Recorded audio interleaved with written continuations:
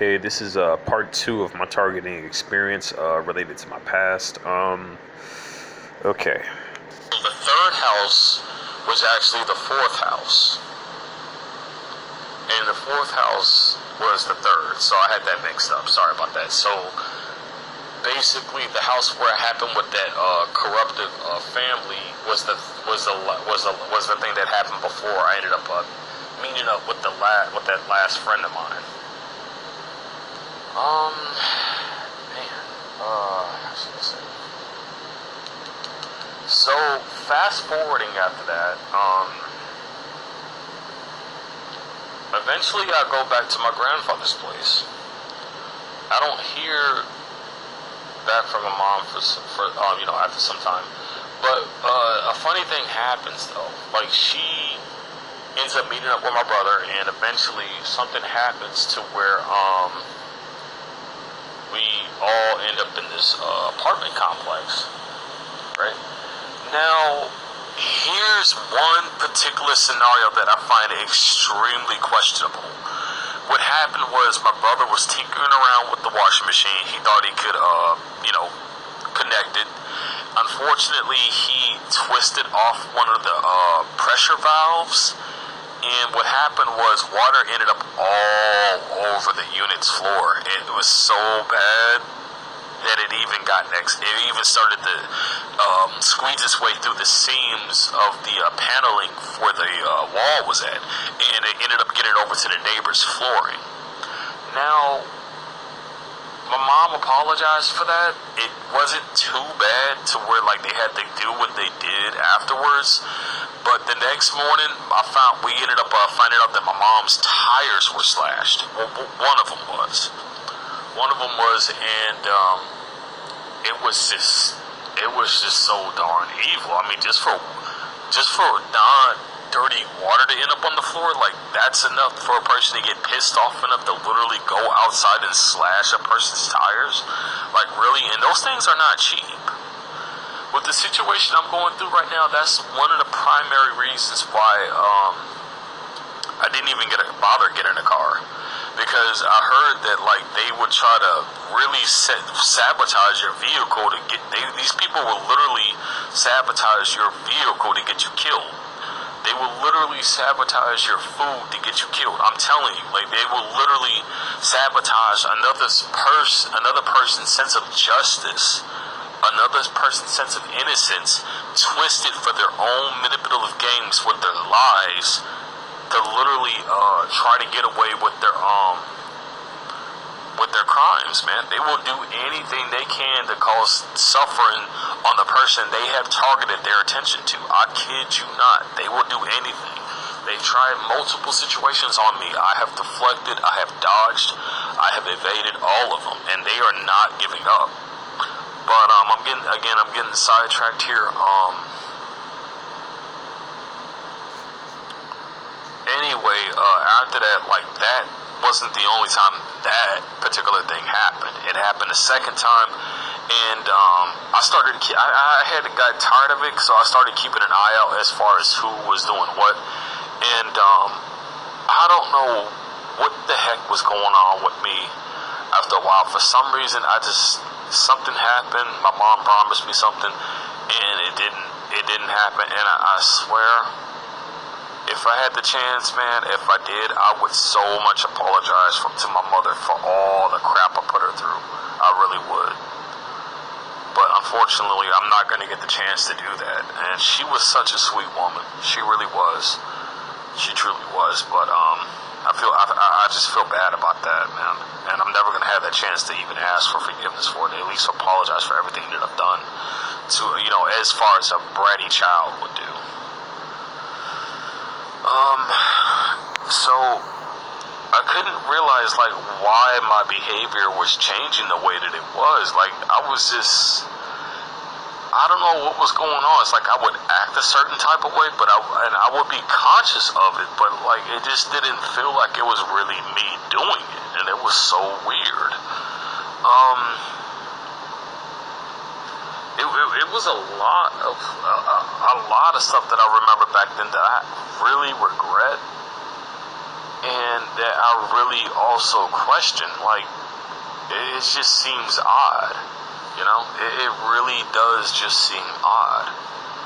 So, after that, I ended up moving around from place to place. We eventually go here and there. I eventually go stay at my grandfather's place and my grandmother's. That didn't work out, so I ended up leaving from there. I ended up back at my aunt's place, and now here's where my situation gets into its current state, or at least getting close to its current state. I was staying at my aunt's place for a tad bit, and then eventually I moved into this apartment complex, and everything was okay at first, but eventually the job that I'm working at, they ended up shutting down to a point. At first they had to downgrade. Money started going down a lot, and I wasn't making really too much to really make ends meet for the rent. And eventually, I ended up, unfortunately, they started laying people off. I got laid off, and it was in this town, man. Like the jobs, man, the jobs, and the amount of people here, like it just does not work out at all. Like physical labor jobs, it does not work out at all. Like you have to, you'll be better off finding some other line of work. You would really be better off finding some other line of work, because it is not easy finding work like that out here.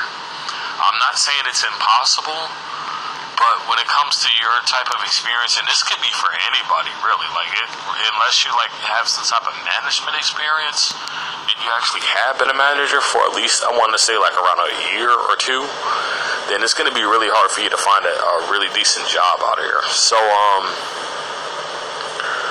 eventually, I ended up moving around from place to place, and I believe my targeting started when I got my second apartment. I've been warned about the neighborhood. I've been warned about the job that I work at, and eventually I found out that the people from the neighborhood I live in and the people who I work with were connected. Now, I ended up doing some rant vids. I didn't post these rant vids online. I didn't. But I did it out of, ventilation for what I felt about the black community. I didn't call nobody out by name. I didn't do any of that. I didn't really point nobody out. And I may have used one person as an example, but that was it. After that, I didn't even bring the person's name up anymore. And I noticed some people outside my unit started catching wind of this, and I didn't even realize how bad it was getting, but I had a neighbor on my right side move the heck out of there, and then eventually the neighbor on the left side moved out of there, and I started noticing something very unusual. It's like the neighborhood started off fine, but it started getting very, very sketchy, and mind you, I'm still living in this part of town, not now, but back then, and I ended up looking on the news on a recent broadcast, and they're showing that some dude on that street that I was living on got shot in some stupid situation. I don't know what the heck was going on, and then a lot of unusual things started happening in the neighborhood. It was a massive blackout. I don't know what caused it, but it was super weird. Everybody's power was out and stuff throughout the streets, throughout the unit, and that is not a very safe neighborhood to have a situation like that happen. I realized that the door on the left side of my apartment unit was the door was left unlocked. And I could hear people going in and out of there at night. People who had no business being in there. Oh, excuse me. And I ended up finding traces and clues that someone was even in my unit when I was away. Now, the whole entire time I rented out that unit, I always have a gut feeling about things. If it's not a safe neighborhood, if the door is not secure, and if you have people who are going into your stuff and who can possibly go into your things, and you don't have an alarm system, do not buy nothing expensive. That's my one rule. Do not buy nothing expensive. Don't waste your money. Don't do it. Don't do it. It's better off going up to something that can be consumed, something that can be used in other methods, or at least put up. One or the other. And I didn't do anything like that. Now, when I bought a Nintendo Switch, which I could, carry along with me, I noticed very unusual behavior. When I went to the bus stop, I noticed very stalkerish behavior, and I noticed a lot of pacing around, which was very unusual. So, but my situation as it was, I eventually get rid of the Switch. Because, first off, I'm going way too far to get home. I'm in the neighborhood I'm going to get home is already dangerous as it is. So there was that, and plus the whole dangers with public transportation and whatnot. So I didn't trust that, but I get the feeling that was the first phases of my targeting. Because I started to notice other signs of stalking, and I had issues with some of the people who I was working with. The people who I mainly suspect who may have put me on this list were the people who were at that particular part of the job that I was working at, because none of that stuff started until I was over there. That's when that stalking started to happen.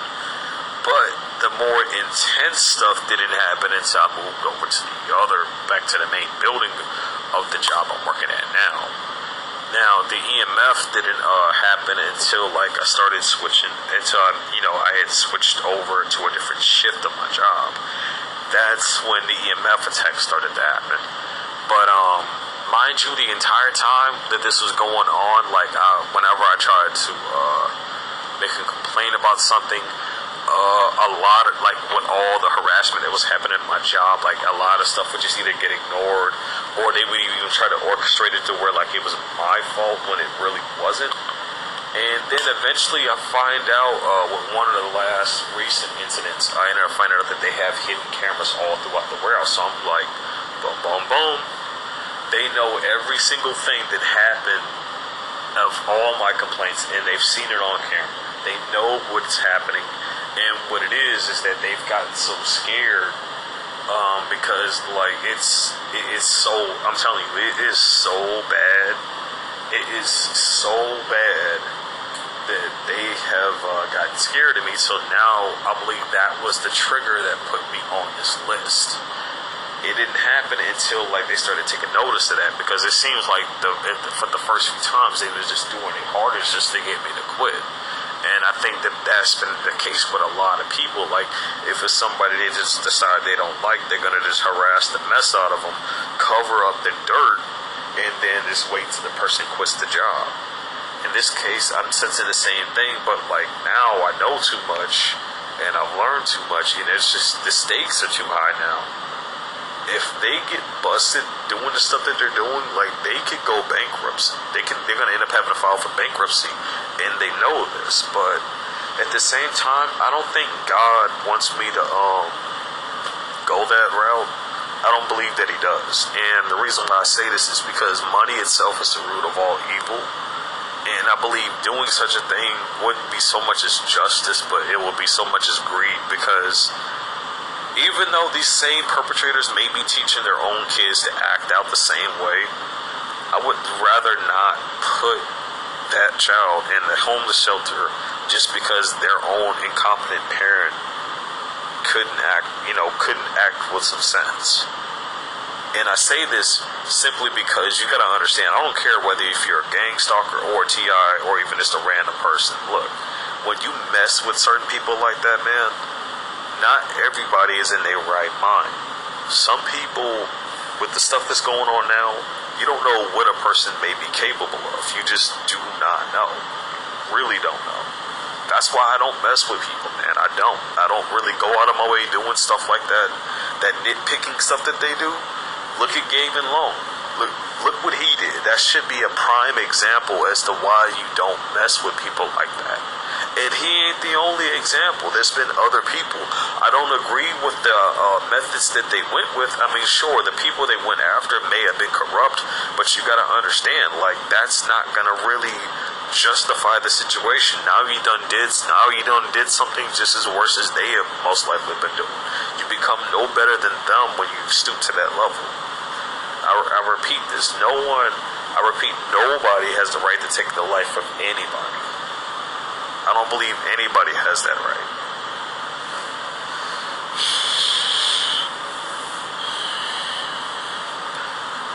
But fortunately, you got people out there who would disagree. It's sad, but that's just how the things are.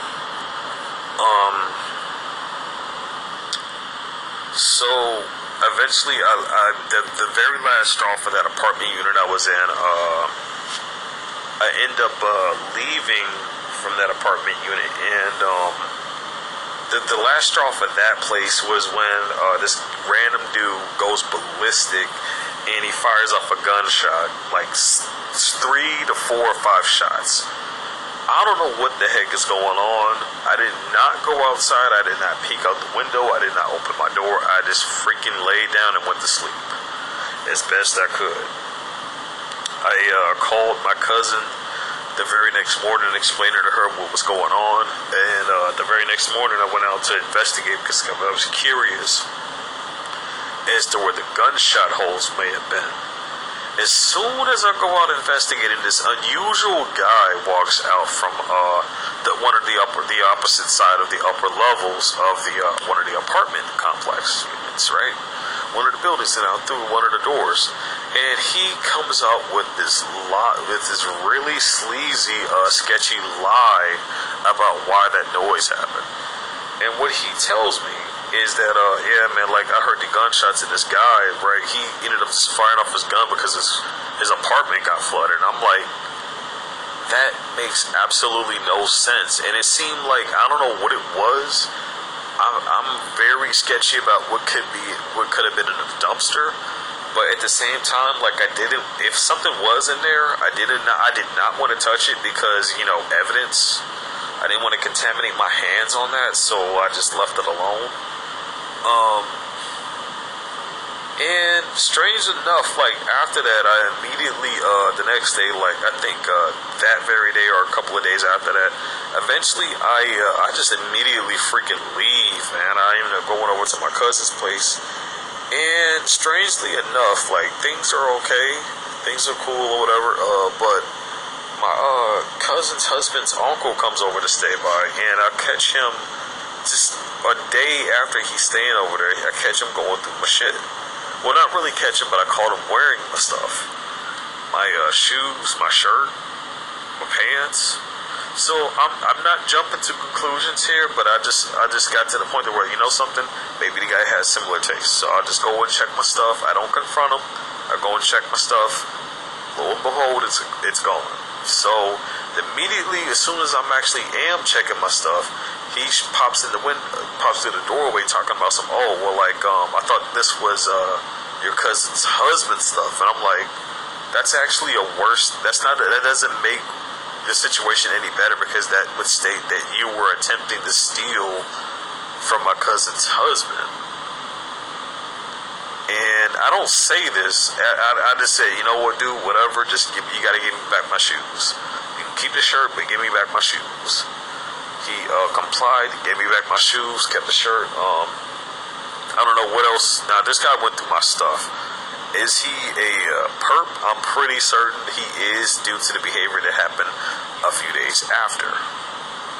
What happens a few days after is both him and my cousin's husband's brother comes by.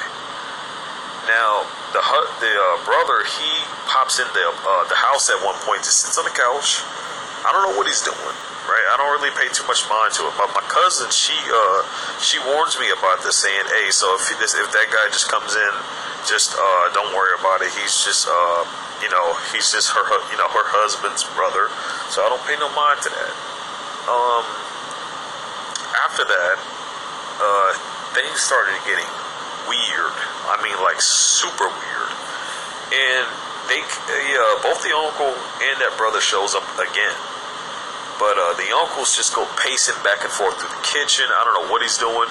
And then as soon as this car pulls up in front of the house, the brother, he's saying, which room is he in? Which room is he in? I'm like, what the fuck? And he comes to the room that I'm in, and I'm like, what the heck? I mean, like, can I help you? What do you need? Right? Like, I don't know what the hell's going on. The guy just stares at me. I don't know. I think he had his phone in his hand. I don't know why. So he walks back outside. I don't know what he's doing. The uncle's going around all over the place, and he goes outside too. Every time I walk over towards the kitchen, out of the room I'm in, the uncle walks right back into the house. I did this a total of 5 times, and the exact same thing kept happening. So I'm like, that's so freaking weird. So I called my cousin up, and she don't even know what the hell's going on. And unfortunately, like, I didn't even get an answer from her, so I had to wait until, like, the next morning when she came back. So I ended up asking her what's going on. She didn't even know. So that situation stopped, and fast forwarding a little bit, I'm coming from work, and excuse me. Here's the next thing where things start turning into a grim situation. I'm walking down the street before walking down a few paces, and it's in front of this house. Now, I don't find out that this house is owned by an elderly couple until my cousin tells me. And I just so happened to notice that they were firearms, a total of 3 firearms, 2 of them laid out in the middle of the grass in front of this house, and one of them on the concrete, on the sidewalk. Just looked like they were planted there. At the same time, there are neighbors, around like 2 or 3 neighbors on the other side of the street that are outside their units, and I'm like, okay, this is really freaking weird. I'm like, who just leaves guns down on the floor? And very strange. I don't touch these guns. I don't even put my prints on them. I don't walk nowhere. I don't walk too close to them either. I walk around them. Go tell my cousin about it. She didn't really believe me or whatever. So I said, you know what? I'm going to go ahead and take some pictures of it. I went and showed her. She told me I need to call the police. I called the cops. They showed up. They confiscated the weapons. They even ran an ID on me, which was kind of odd since, I'm guessing they have to because I was the one making the report or filing the report or whatever they call it. So they do that. And, very strangely, right? Very freaking strangely, what ends up happening is, shit starts getting even more weird. So now I'm starting to notice that I'm being followed. Like a lot of people starting to show up and get an unusual message on my phone. A lot of unusual looking behavior, and it looks similar to hacking. Now I've heard that people, what they can do is they can hack your IP address, and then they can do certain things with it that you won't be aware of, and they do these things in the background of your phone. So that what happens is the stuff that they were doing gets blamed on you, making it seem like you were the one doing it. Now, after finding out about that, I started researching like hacking and stuff about the phones and shit to see if I could protect myself, because I felt like maybe someone was trying to frame me. So, what ends up happening is like a lot of shit just turns downhill. I don't know what the heck is going on. I don't know what is going on. Eventually, eventually a flood hits. We get through that. The only place we can stay is my cousin's place. Everybody's there. But before we go there, we're staying overnight at this motel. Everybody, including some family and friends, are all bunked into two or maybe even one motel unit that we, actually, I think it was 2. I'm pretty certain it was 2 motel units that we booked. A lot of people was just losing it at that time. My cousin, I felt so bad for him. The guy just lost it, and all he could do was just smoke weed all day. But I guess if you're going out, that's one way to go out, I guess. I don't know. But it wasn't necessarily like the end of the world or any type of thing. But anyway, we get through that. We stay over at my cousin's house a bit. Now she's having a baby. So everybody's got to, since the floods gone and all that stuff happened, everybody's got to find their own particular place. I eventually get my apartment. Now, I kind of went backwards with this. The apartment that I got at this point in time, after I had left from there. Okay, I'm at the 25-minute mark, so I'm going ahead and end this, and I'll submit another one, or the rest of it afterwards.